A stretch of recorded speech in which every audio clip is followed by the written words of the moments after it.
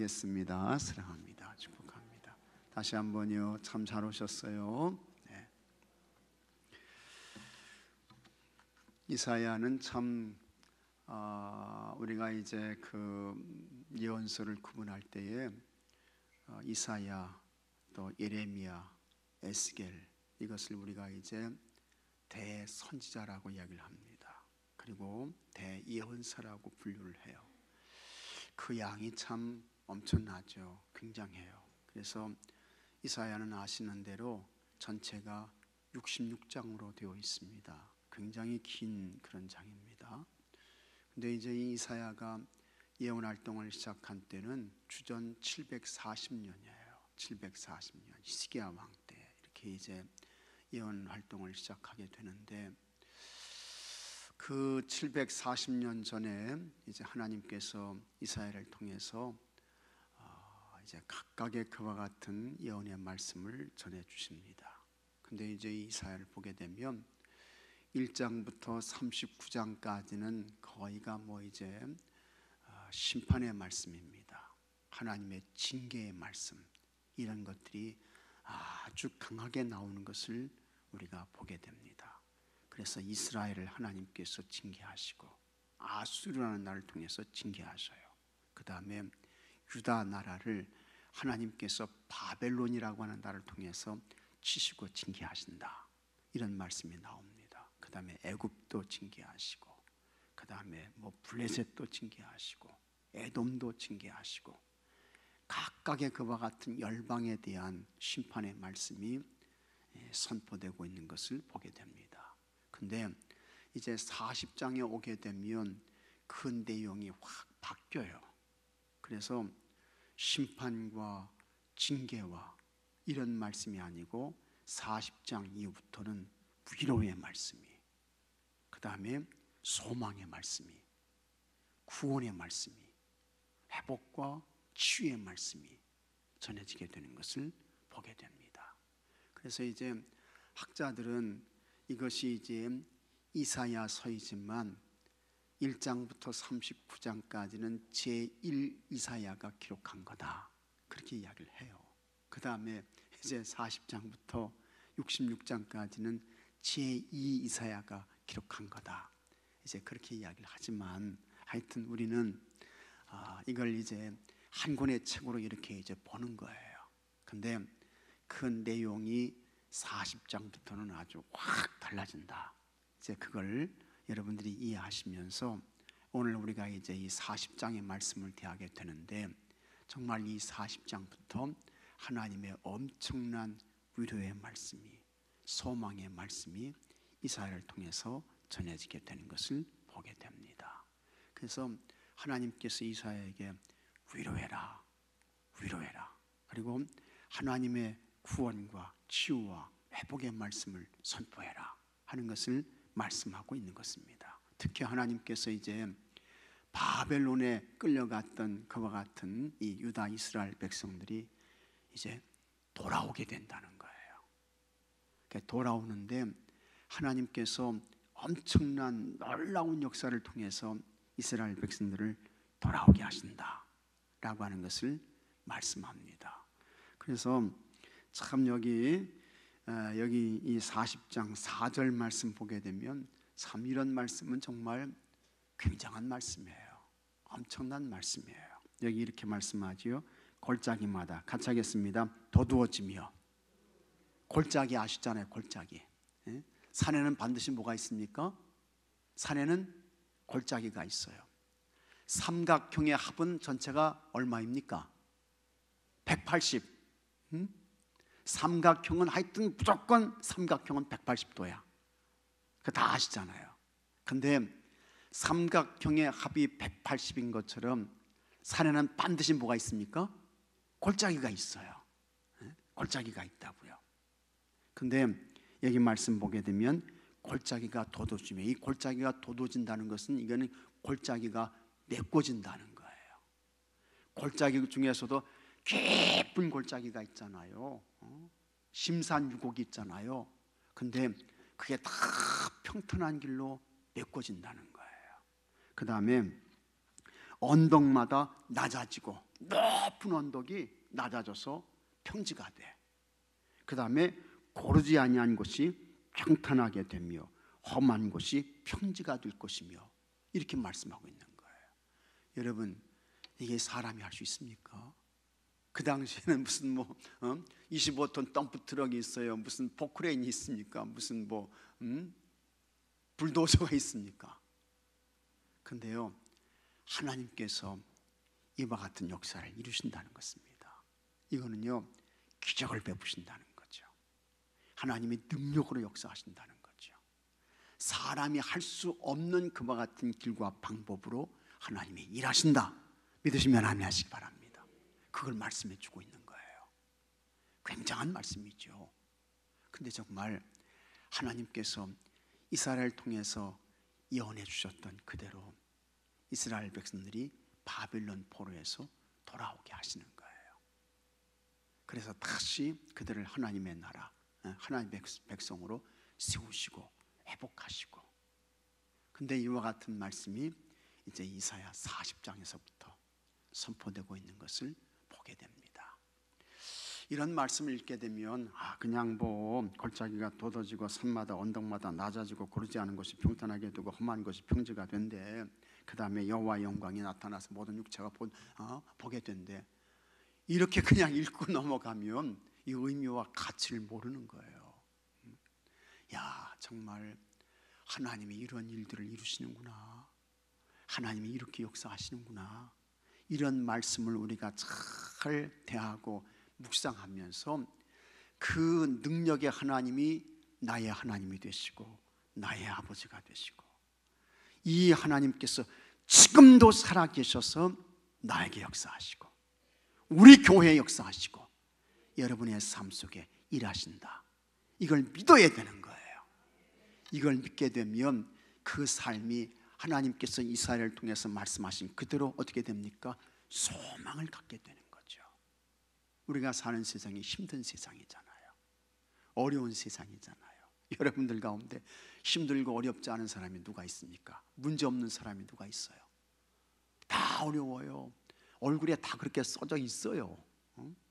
근데 이런 말씀을 읽으면서 야, 하나님이 이렇게 일하시는구나, 하나님이 이렇게 역사하시는구나, 이 하나님이 나의 하나님이시네, 이 하나님이 나의 아버지가 되시오.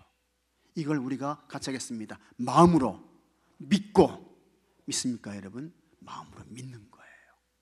그리고 우리의 입으로 고백하는 거예요. 그리고 더 나아가서 이 하나님께서 지금도 살아계셔서 나에게 일하신다, 역사하신다, 이 믿음과 확신을 가지고 이 하나님을 기대하며 전진하는 것입니다. 믿습니까 여러분? 올라가는 거예요. 도전하는 거예요. 앞을 향해 나가는 것입니다.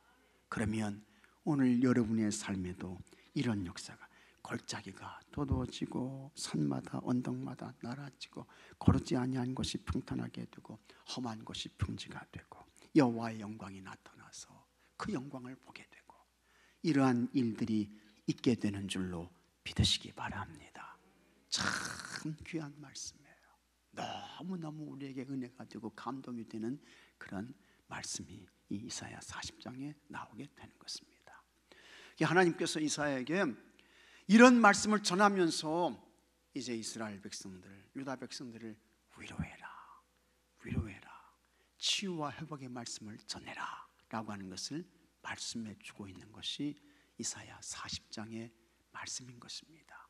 그리고 이와 같은 말씀은 오늘 여기 계신 여러분들에게도 주시는 하나님의 음성인 줄로 믿으시기 바랍니다. 꼭 믿으셔야 돼요. 자, 그러면 내 백성을 위로하라 말씀하고 있는데 한번 보도록 하겠습니다. 하나님의 계명을 저버린 유다 왕국은 무너졌습니다. 처참하게 무너졌어요. 성전은 불탔고 예루살렘은 황량한 폐허가 되었습니다. 정말 비참한 비극을 겪었습니다. 이스라엘 백성은 낯선 땅 바벨론으로 끌려와 노예 생활을 했습니다. 하지만 하나님은 고통 중에 있는 그들을 포기하지 않으셨습니다. 이사야 선지자는 백성들을 위로하면서 그 자리를 털고 일어나야 하겠다는 하나님의 마음을 전합니다. 그게 이제 40장의 말씀이에요. 선지자가 고난 가운데 있는 백성에게 전한 메시지는 무엇입니까? 여기 선지자는 이사야죠. 이사야가 이제 고난 가운데 포로로 끌려가서 고통 중에 있는 그와 같은 이스라엘 유다 백성들에게 전한 그 메시지가 뭐냐? 첫째로 고난의 끝을 선언하는 위로를 전했다라고 하는 것입니다. 여러분, 하나님이 끝났다고 하시면 끝난 것인 줄로 믿으시기 바랍니다. 근데 하나님이 하시는 말씀이 이제 그 고난의 그 끝이 이제 왔다. 너희들의 고난은 여기서 끝이야. 하나님께서 선언해 주시는 거예요. 참 귀한 말씀인 것입니다.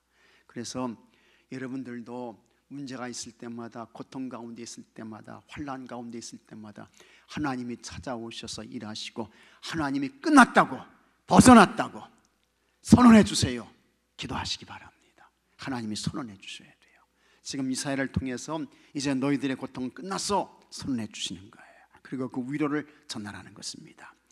이사야는 바벨론의 압제 속에 있는 백성들에게 이미 하나님의 사랑이 시작되었다는 위로의 말씀을 전했습니다. 심판의 시간이 지나가고 노역의 시간이 끝났습니다. 노동력, 강제 노동에 시달렸죠. 그들은 이미 죄사함을 받았습니다. 하나님은 이 복된 소식을 백성들의 마음에 닿도록 전하라고 하셨습니다. 하나님은 이러한 이사야의 위로를 예수 그리스도로 완성하셨습니다. 참 이게 은혜이고 축복인 것입니다. 예수님은 자신의 목숨을 버리심으로 우리를 죄의 노예에서 자유롭게 하셨습니다. 이 복된 소식을 몸으로 사는 사람들이 그리스도인입니다. 믿는 우리는 없던 고난과 박해의 시험을 만나도 두렵지 않습니다. 믿습니까 여러분? 뿐만 아니라 그리스도의 사랑으로 사는 우리는 고통과 신음 속에 있는 이에게 위로와 격려를 전할 능력이 있습니다. 그래서 여러분, 하나님께서 위로하시잖아요. 우리를 격려하시잖아요. 하나님이 함께 하신다고, 도와주신다고 말씀해 주시잖아요. 그래서 여러분이 먼저 그와 같은 위로를 받으시고 나아가서 이와 같은 위로가 필요한 사람들이 있어요. 그들에게 전해주고 알려주고 가르쳐주시고 들려주시고 이런 우리가 되어야 할 줄로 믿습니다. 그 다음에 둘째, 하나님의 길을 예비하라고 했습니다. 위로는 말로 안심시키는 것을 넘어서 그들의 상황을 변화시키기 위한 노력을 포함합니다. 하나님의 백성들이 돌아오는 길은 험하디 험한 광야길이었습니다. 그래서 골짜기는 깊고 산은 높았습니다. 언덕이 많고 고르지 않은 길이기에 고생이 따를 수밖에 없었습니다. 하지만 하나님은 그 길을 하나님의 대로로 만들겠다고 약속하셨습니다. 엄청난 약속을 해주신 거예요. 골짜기는 메워지며 산과 언덕은 낮아집니다. 고르지 않은 길이 평탄해지면서 험한 곳이 평지가 됩니다. 이건 누가 하실 수 있는 거예요? 사람이 할 수 있습니까 여러분? 인간이 이와 같은 일들을 할 수 있어요? 안 되는 거예요.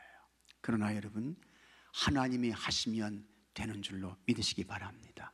한번 같이 하겠습니다. 하나님이 하시면 된다.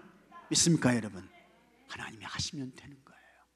근데 하나님께서 이 일을 지금 하신다는 것입니다. 하나님은요, 말에 실수가 없으신 분이야. 우리는 말이 헛나오잖아요. 말에 실수가 많아요. 실언한다 그러죠. 실언. 그 다음에 참 요즘 그 정치하시는 분들 이 말하는 거 보면 머리가 아파가지고 그냥 아주 피곤해가지고요. 피곤해. 머리가 아파. 근데도 한편으로 참 저렇게 말할 수 있으니 참 다행이다 뭐 이런 생각도 하게 됩니다만, 그러나 여러분, 하나님은 하여튼 쓸데없는 말을 하시는 분이 아니야. 그리고 하나님은 한 번 말씀하신 것은 반드시 실행하시는 분이십니다. 근데 그 하나님이 지금 이렇게 하시겠다는 거예요. 이 말씀을 지금 약속해 주시고 있는 것입니다. 그리고 실제적으로 하나님이 정말 그렇게 하셔서 기적적으로 70년 바벨론 포로 생활을 마치고 이제 하나님께서 다 돌아오게 하셨던 것을 우리가 보게 되는 것입니다. 이 길은 세례 요한이 외쳤던 것처럼 마음의 길로 곧 구원에 이르는 회개입니다. 구원을 경험하기 위해서는 고난 가운데 있을지라도 마음을 돌이켜 회개해야 합니다. 회개만이 수고와 슬픔뿐인 인생길에서 여호와의 길, 하나님의 나라를 경험하게 합니다. 그래서 이거는 이제 또 영적으로 이렇게 이제 해석을 했어요.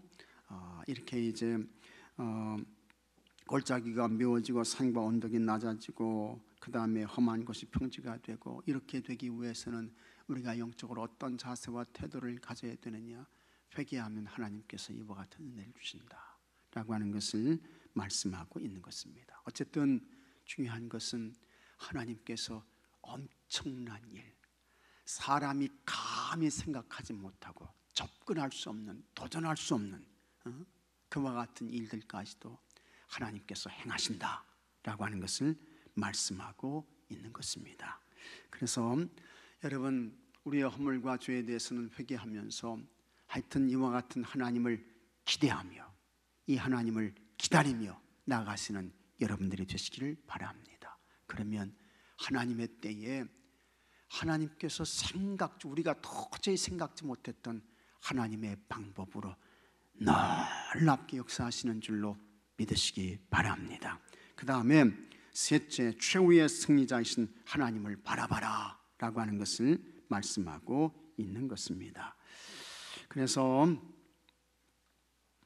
여기 10절 말씀 보면 보라, 주 여호와께서 장차 강한 자로 임하실 것이요 친히 그의 팔로 다스리실 것이라, 이렇게 이제 말씀하고 있습니다.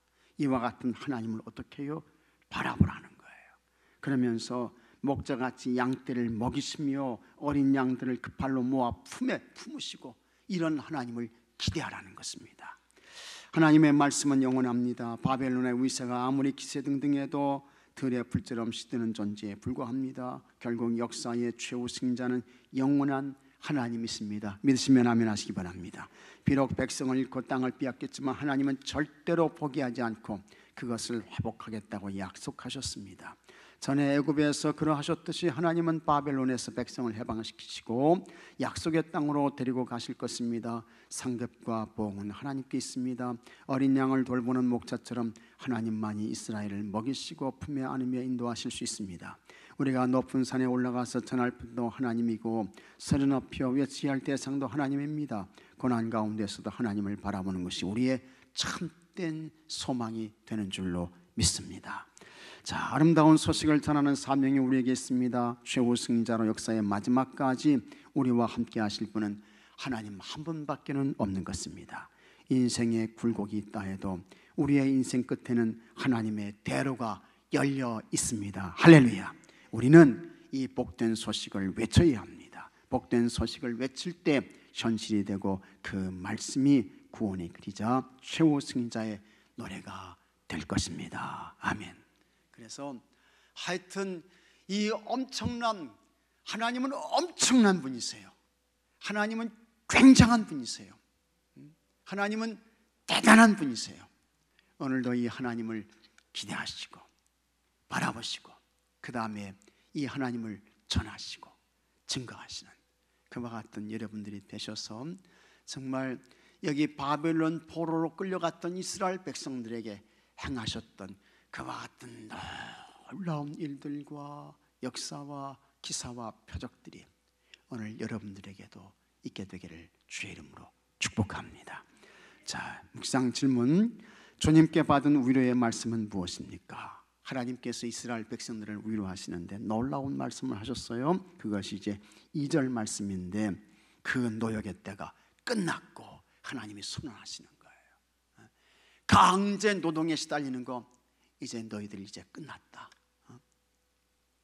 끝났다. 벗어났다. 그걸 말씀하고 있는 것입니다. 그 다음에 그 죄악이 사함을 받았느니라.